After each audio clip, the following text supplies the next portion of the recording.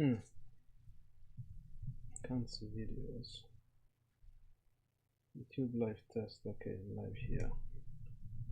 Okay.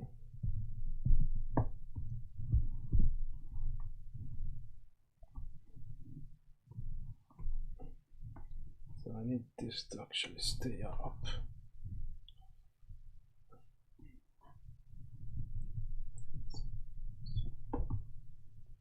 And get rid of the audio as well. And get rid of the audio here just to be sure. Okay, and then I'm gonna go on Instagram and present this. Your story. Okay, go for it. So this is now in the stories. Okay.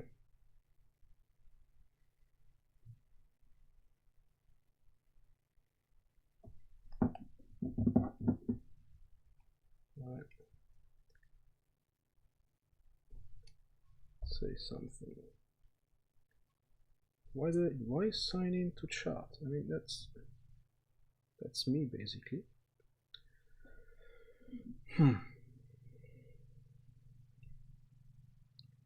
Let's see if anybody comes in. Actually, I don't see the level for the mic. Where is it? Okay, here's the mic. Okay, that's fine. Now let's go back to the dock, because I need to see the dock on the phone. So I got my phone there, which is sort of preview. So I got the iPhone 7 Plus, which is kind of my live monitor of what's going on YouTube. I got my iPad, where I can see the studio, and then I have my iPhone with the dock, so I can switch between scenes right here, and then everything is set. So I can see that the USB mic is working, so the levels should be fine. I can see the chat, so I can at least see people there. I won't be able to sign in, I think. Sign in to chat. This action can be performed inside Streamlabs OBS. To interact with chat, you can open this chat in a web browser. Okay, no, I'm not gonna do that. And I am going to wait for some people to possibly join, which I don't think it's gonna happen at all, but I need to check if anybody's interested or if anybody can actually join the live. This could be cool. I'm stretching. So 3 minutes. I posted this on Instagram. So let's go back just 1 second on Instagram. Let's see if this is posted. Yes, it's posted. I got 60 people already saw this.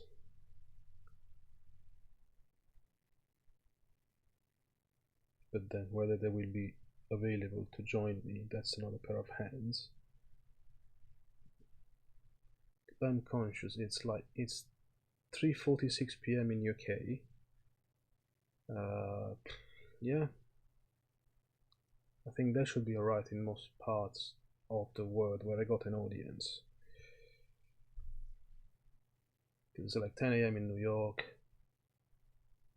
It's pretty early in the West Coast. It should be fine in Asia. So yeah, I suppose I can go back to the dock on the phone, so I don't have to check Instagram anymore. And then start editing, I think. I've still got one viewer, which is me. 30 FPS, I can see on 9% CPU, 30 FPS, fine.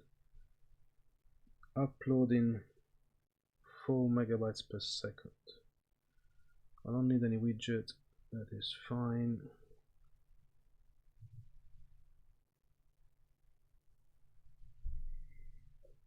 So I might switch to the webcam and widgets just in case anybody comes in. So at least I can see myself and I can see what's going on. I can try to look in camera in the webcam, which is kind of odd because I can't see anything else because my iPad is down here. So I need to go down, to look down to see the iPad. I need to look down to see the phone which is there, or the other phone which is down here. And I need to look at the screen for when I'm going to edit the image. So whether I will be able to look in the webcam or not, we'll see. Also, I can't raise my voice too much because we're in a lockdown, so I'm not alone. And people are, well, my wife is working in the other room, so I need to stay as quiet as possible, which I think, I mean, this is probably good enough. You can see that I'm missing the view of the microphone. Oh, yeah, it is. Now I can see the microphone as well. Okay, so this button, edit stream title and description. This one, I have no idea. Live chat, all messages are visible. Okay, and this is a screen that doesn't do anything. So I'm trying to see if the streaming software works, and it seems to work. Although now it's oh no. Okay, it's opening a shitload of windows, which I will need to close ASAP if I can find the mouse again, because otherwise stuff is gonna start, like other videos in the background and music and who knows what. But anyway, so we're 8 minutes into the live, and nobody has joined yet, which is a bit of a bummer. Now I wasn't thinking that people would rush to join me, but maybe some people could have done that and helped me. Yeah. But in the meantime, I think I chose an image.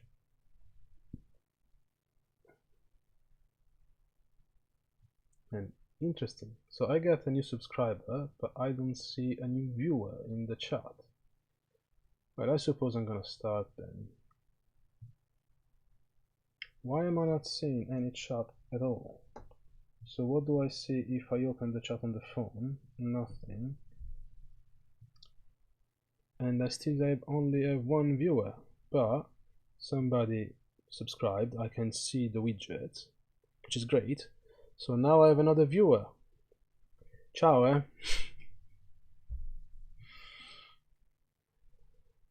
Right. I think since I have a viewer now, other than myself, I can probably start editing the picture.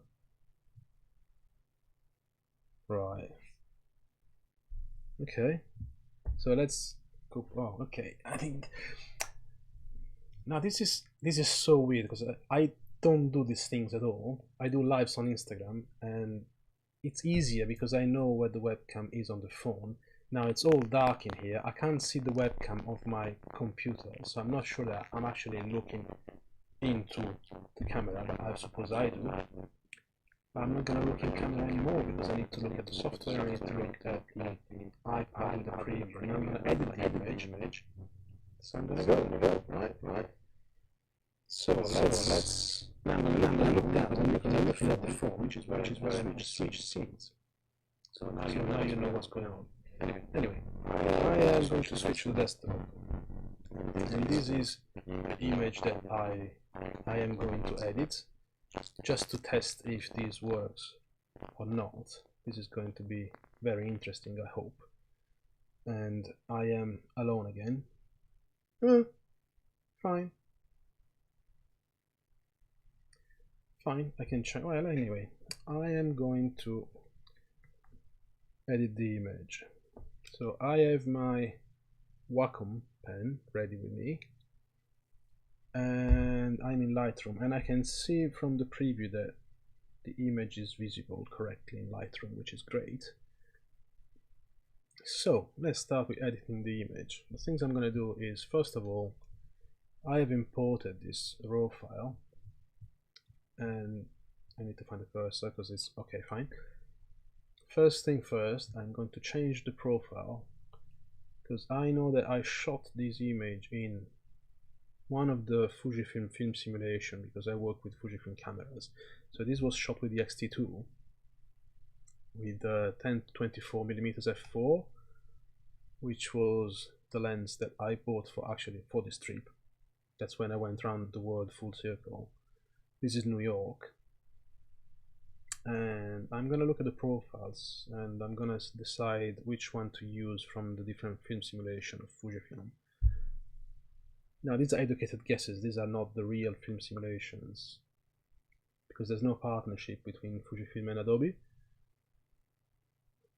which is actually in place between Phase 1 and Adobe. So in Capture One you find the real film simulations. These ones are 99% correct, 99.9 possibly. So I'm choosing the profile, and then the other thing that I do straight away is working on the input sharpening. So there are different types of sharpening. One is the input sharpening that gets applied to the raw file as soon as you import it, and some software do it better than others, like Capture One is great for Fujifilm files. Lightroom is getting better, but still not perfect. So that's something that you need to do as soon as you import your files into Fuji raw files into Lightroom. Is go into the detail panel and tweak the sharpening a little bit. You can do it on import, or you can do it after you imported the image, like I'm doing right now, just for the sake of the demonstration. Now, before I knew how to do it, most of the times I would push the detail to 100, because the detail slider here is the equivalent of unsharp mask in Photoshop when it's set to 0, or deconvolution when it's set to 100.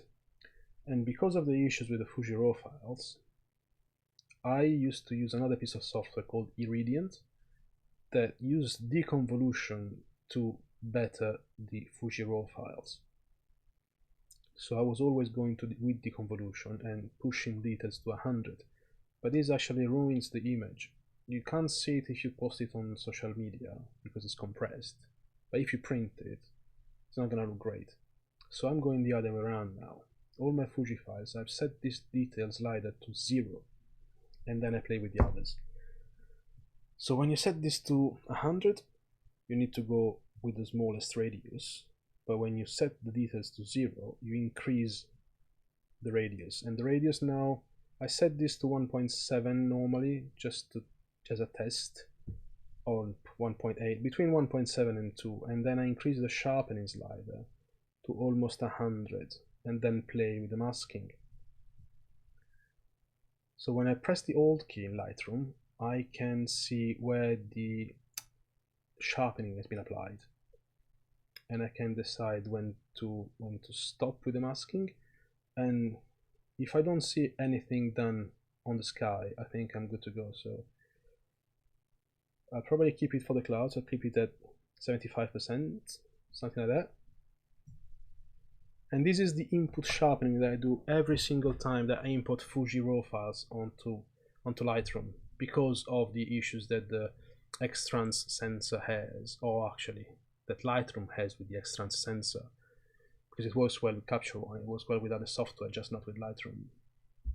So anyway, this is the raw file, just imported. I've applied the sharpening, and then I'm gonna start tweaking it. I usually just click auto to see how Lightroom would perform, and it's kind of alright. I think it's pretty fine in most parts. I'm not too fond of the skyscrapers because they are a bit too blue, I think, to my taste, but yeah, it's not too bad. And if you guys want to type something in the chat so I know that you're there, I will be reading the chat while I'm editing the image. But yeah, so auto's pretty fine, I think. I'm probably gonna tone down the exposure a little bit, and then go back to the highlights down as well. Shadows. If I push too much, no, that's crazy. So I'm not gonna. Yeah, I think this is fine because most of the focus will be on the sunset anyway. So I think that the skyscraper is just a little bit darker will be fine. White is fine, black is fine. Texture for now is good. Clarity, I'm not gonna touch it. Dehaze, that's right. I'm gonna do it locally, so I'm gonna do it with the gradient filters. Vibrance and saturation is fine. So the other thing I'm gonna do now is switch to the refined curve and just give me a little bit more margin to play with the highlights and the lights, just so I can tweak the whites a little bit more. And then in the curve I'm going to apply a slightly, very small S curve, so just bumping the lights a little bit and darkening the shadows ever so slightly, just like that. Yeah, I think that's fine.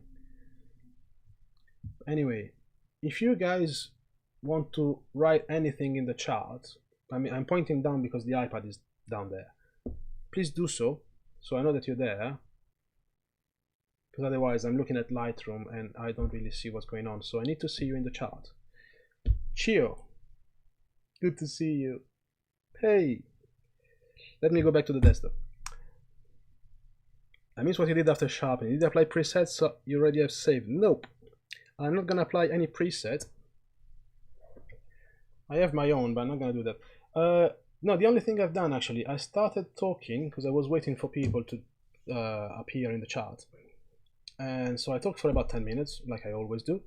And then the only thing I've done is that I applied the film simulation profile, so there's the Velvia applied to this one, and then the input sharpening. That's it. Yeah, you smile, right? So yeah, well, that's what I'm gonna do. I think that I'm not gonna touch the saturation for now. The other thing I'm gonna do now is just play with the graduated filter. So one thing that's available in Lightroom Classic that's not available in Lightroom CC for the iPad is the range mask, which is a sort of luminosity mask. It's very simple, there's not so much to it. The only thing you can do when you see the mask is that you can select the range, so you can apply it only to the lights, like I'm gonna do now, and remove the buildings from it. And then I'm going to remove the smoothness slightly. I'm gonna take this slightly down, and then what I'm gonna do now is locally apply dehaze just a little bit to get some pink in the clouds back. And then I'm not gonna touch clarity. Actually, if anything, I'm gonna remove a little bit of clarity because these are clouds, so I want them soft. Here, are you following? And then yeah, shadows is fine. Whites, yeah, I think whites is fine. Contrast maybe a little bit more, and that's pretty much it on the sky. The other thing I'm gonna do is, yeah, I think I'm gonna add another graduated filter for the water, and I'm going to remove a little bit of blue from the water and make it more golden. Maybe exposure as well. Let's see. I need to go further away from this. Yeah, a little bit of exposure is fine, and then not dehaze, but yeah, saturation. That's great, and that's it. And Then the radial filter on the oranges to make them pop even more. I'm gonna go crazy with this one. So yeah, bit more yellowy, bit more pink, and that's it. So these are the local adjustments in this case. I think I'm gonna go down to calibration and see if I can do something else here, like making the warm tones even more popping. Yeah, I think that's fine. And should I make more contrast between the blue colors? And no, I'm gonna do split toning. So with split toning, if I press the Alt key and move the hue, I can see the change at 100% saturation and then decide which one I want to keep. So for the highlights, I want to go like this, and then apply the saturation. And for the shadows, I need to balance those blues, which I don't particularly like. But to be fair, I don't like any of this. I think I'm gonna neutralize the blues like that, so let's increase this. And so they're darker rather than bluer. Yeah. I think I've gone too crazy with this, but anyway. Now I can increase the shadows so I can see this again. So how's the stream, by the way? Is everything okay? The audio's okay? The image is okay? Because of course I'm in my own room, so I know that I sound good because I can hear myself, but I don't know how good it is through the internet, through the interweb. In the meantime, there we have vignette, feather, and no vignette on the highlight, and that's pretty much it. So this is the what?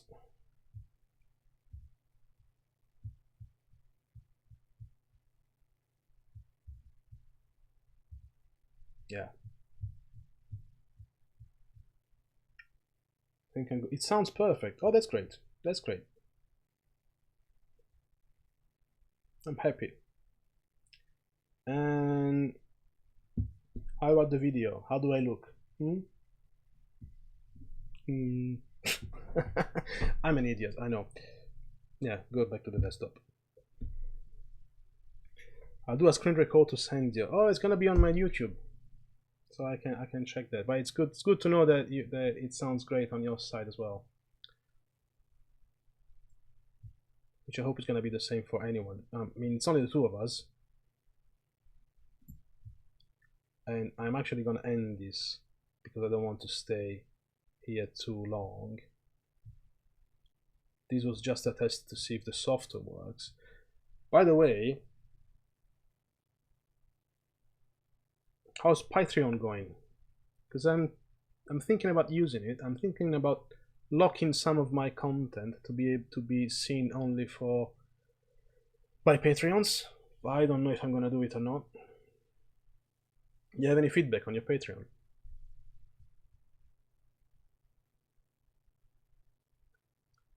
Yeah, that's it. I think I'm gonna keep the image this way. I'm not gonna do anything more crazy than this. I need to do some soft proofing just to check whether this is gonna be fine if I print it. So I'm gonna switch to print space. This is gonna be gloss. Yeah. The sound goes off if I try to record you anyway. Okay. Why?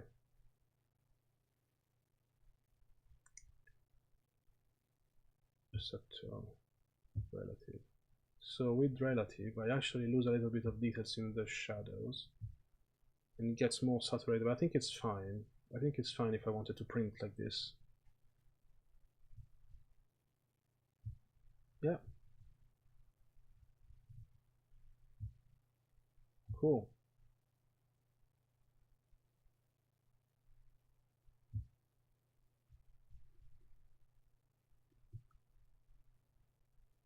Wow, this is the before and after. Can you actually move the... I can't, why I can't move the line? Doesn't make sense. Anyway. My following doesn't engage much, so it will take long to build up for me. Yeah, probably. Yeah, it's the same for me. I mean, I posted this on Instagram to ask if anybody was available, and there were 2 of you. One that stayed 5 minutes, and then you. So thanks for that, by the way. But yeah, engagement is a problem. Anyway, I think that's the end of the test, Chio. So if you don't mind, I am going to wave goodbye and then put another scene just to test it.